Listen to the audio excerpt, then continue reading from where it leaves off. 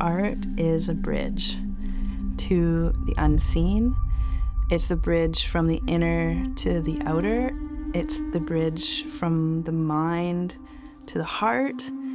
It's the place where ideas and expression is key. I've always associated art with freedom. They go hand in hand for me. It's been ever since I was a kid.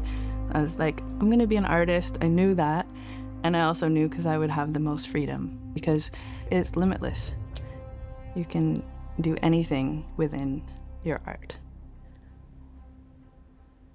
I am always inspired by these overarching themes in my work. It really comes back to nature, the soul, and myths and legends and, you know, the fantastic and the realm of dreams and things that are in the subconscious and sort of just out of reach, but that are so present with us. So I'm mostly inspired by the experiences that are between worlds. I love weaving all those elements together in my work.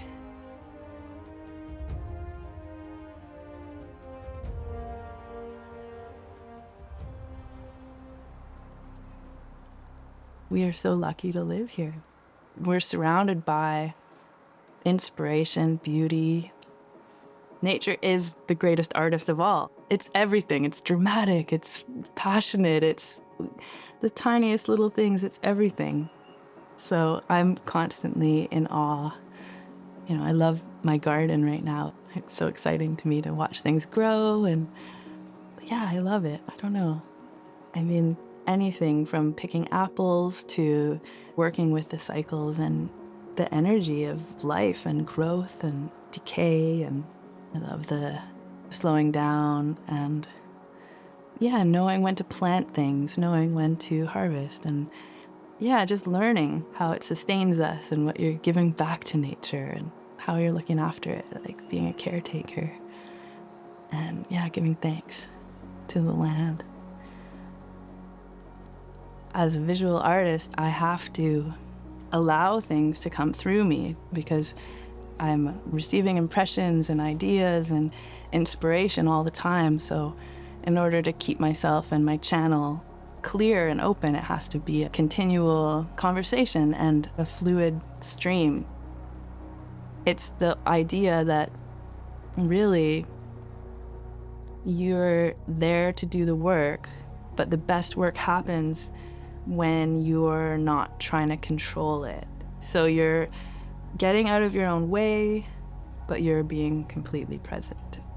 It's like a way of clearing the mind. It is a meditation for me, so it's a form of self-care.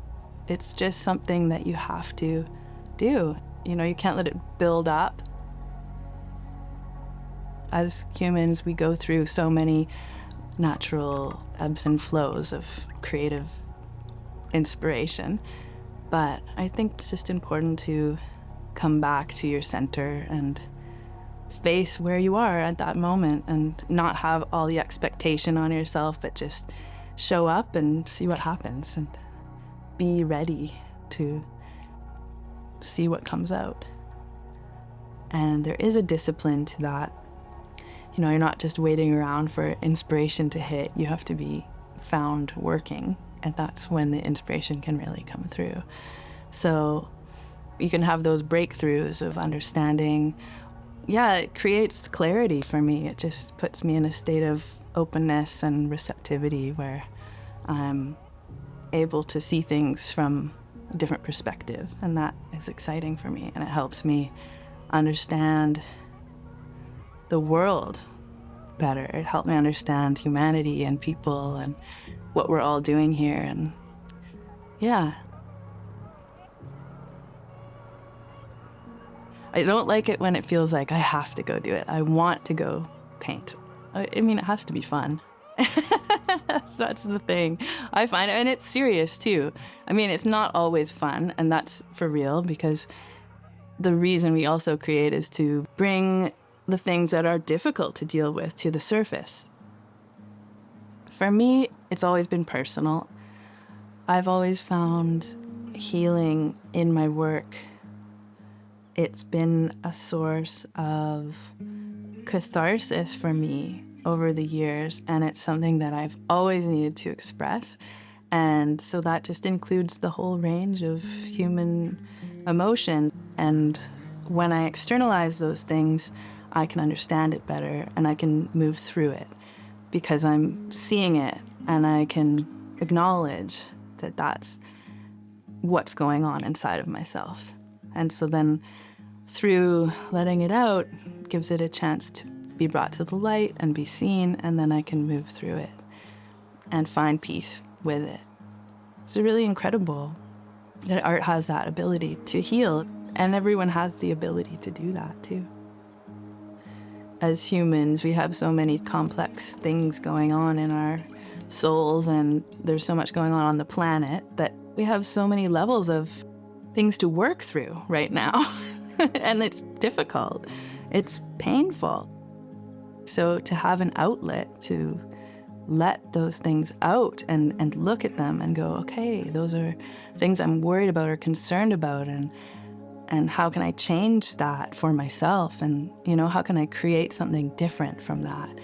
How do I make a solution? That's where the healing comes in, because you're not being controlled by it. You're looking at it and finding a new way forward. For me, that's the essence of healing, is looking at the shadows and transforming them. Yeah. Learning how to live with them maybe too, but transforming them, bringing them to the light. And just accepting, acknowledging, and knowing that we live in this dualistic reality. And the best we can do is to love. That's it, essentially.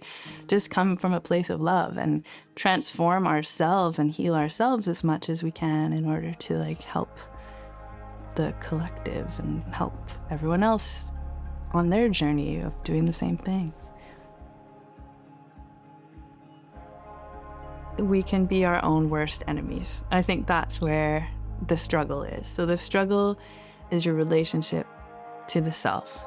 And if you're not having a good relationship, you're not being your best friend that day, that's when you're gonna have a hard day. If you're too hard on yourself, if you're not being kind to yourself, that's where the struggle is. But if you're gentle, if you're going, okay, I can do this, I'm gonna get in the studio and just work, then all those things kind of melt away. The struggle is the ego in a way. So it's the insecurities, the fears, the things that keep you small or blocked. And I think everyone faces that on the daily. So yeah, just being aware of that.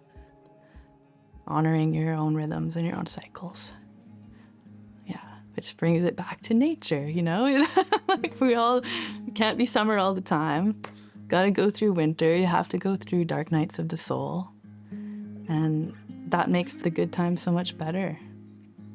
That's the journey. We wouldn't have the meaning and the story. It wouldn't be there if you didn't have those peaks and valleys. Maybe that's why we love art so much. It's the mirror of everything. It shows us all of the levels of experience. And, when you're in those places and you see a painting that reflects that, it's soothing. It's a balm for the soul. It's someone understands that. And then it creates such a conversation and a fabric of understanding to see that the things that you cherish and love are something that other people can relate to. And there's that level of connection that's so valuable.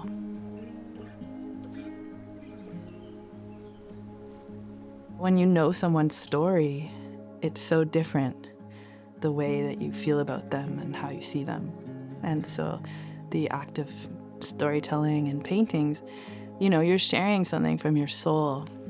And it may not be in words, but I think that the messages can come across. We're a storytelling culture.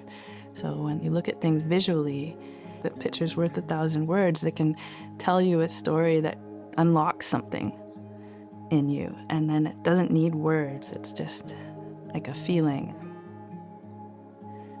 Yeah, it just weaves us back to the heartbeat. It weaves us back to the ancient memories of the planet, and I feel like that is actually one of the most important things right now is for people to really feel that.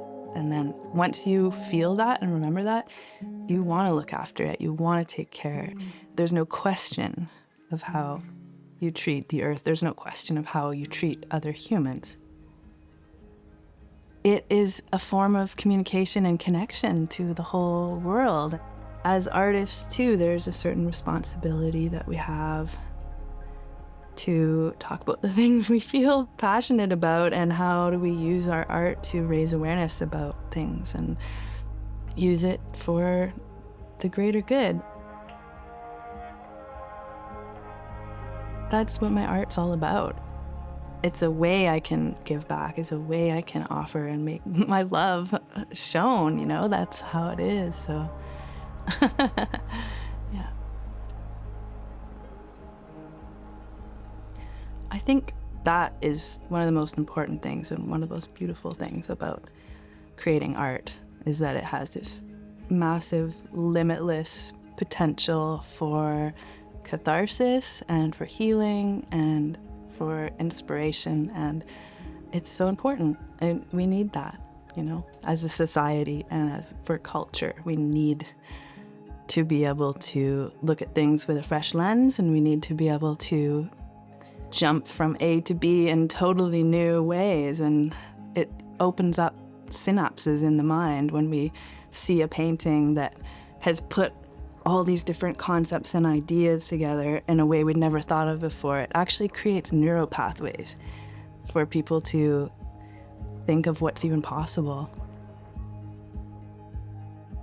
It's evolving humanity, and it's evolving the way that we all think and feel and communicate through art, music, culture. You know, it's this gorgeous renaissance of thought, which creates freedom for people.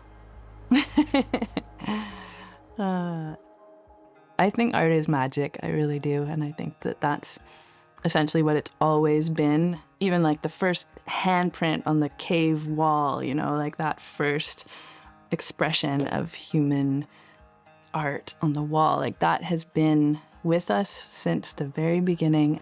It's how we move forward as a culture, as a society.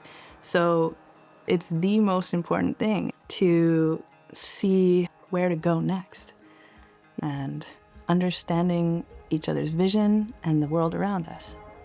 I mean, look at anything around you, even like it all started as a sketch.